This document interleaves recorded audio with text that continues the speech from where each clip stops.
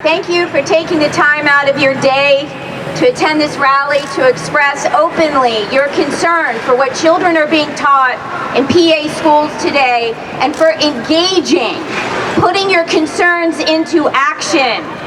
I am an advocate for education and children. I'm on the House Education Committee and the House Children and Youth Committee. Right now, I see our schools going down a dark path, teaching racist and divisive theology to our children.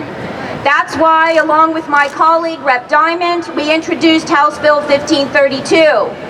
Our bill does not prohibit the teaching of history or violate any part of the First Amendment. Our bill seeks to ensure that children are not shamed, blamed, or otherwise singled out for acts committed by others throughout history.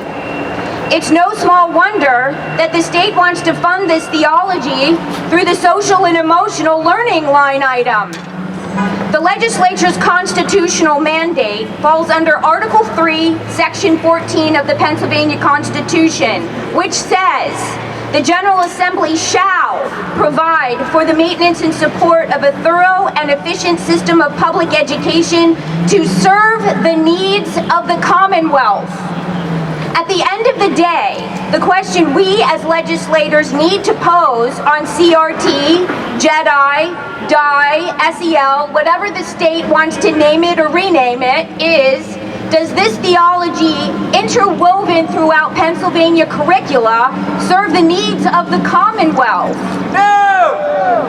As a past school board member, it's the people, the parents, the taxpayers who tell their representatives the answer to that question.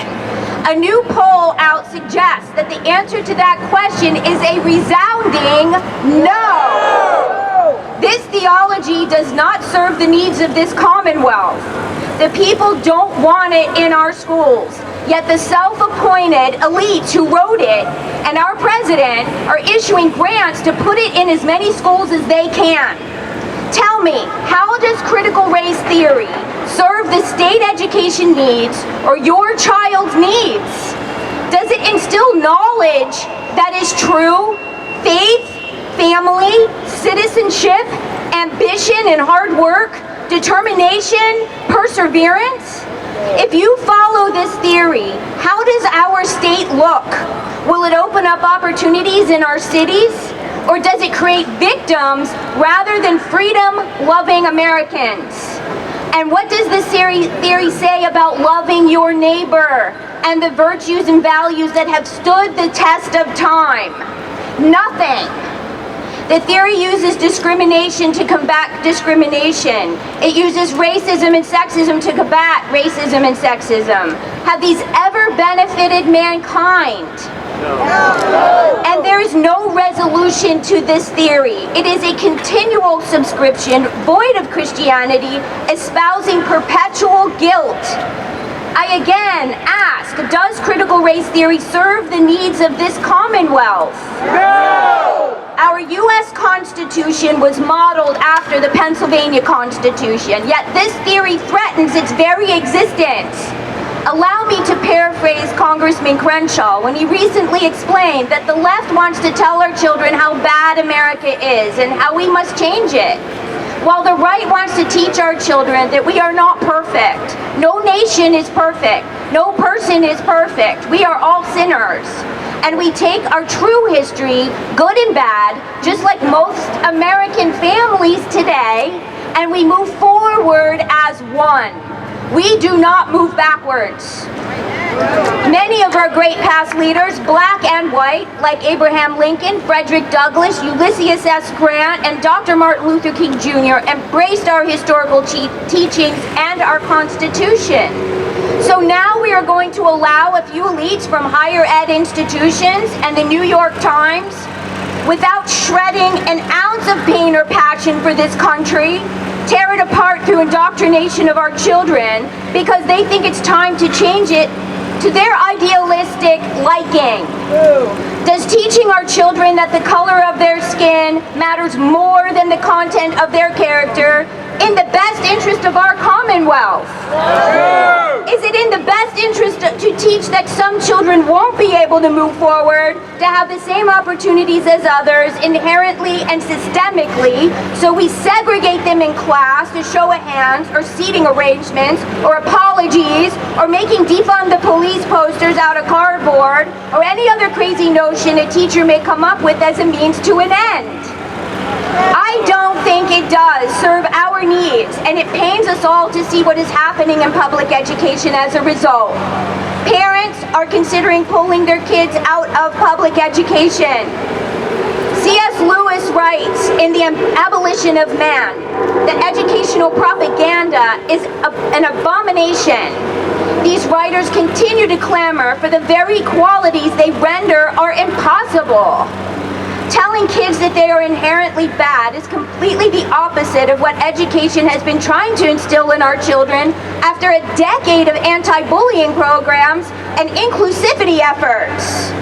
Today's critical race theory is diabolical. If schools want theology to be taught, I say we suggest putting Christian theology back in schools. The time to engage is now. We should peacefully but ardently push back on this made-up theology being taught. And how do we do that? We hold our nuclear family together, number one. Make time to talk positively to your children about their present and future in this great country they live in, and that we are better together, not separate. Expose your children to faith-based organizations, helping them understand and adopt the human values that enhance character and success. Go to school board meetings and demand curriculum transparency. We already address slavery and women's suffrage and civil rights in school curriculum. It's not like we don't teach the sins of the past. So request the teaching of inclusion, individualism, respect for oneself and others as a result.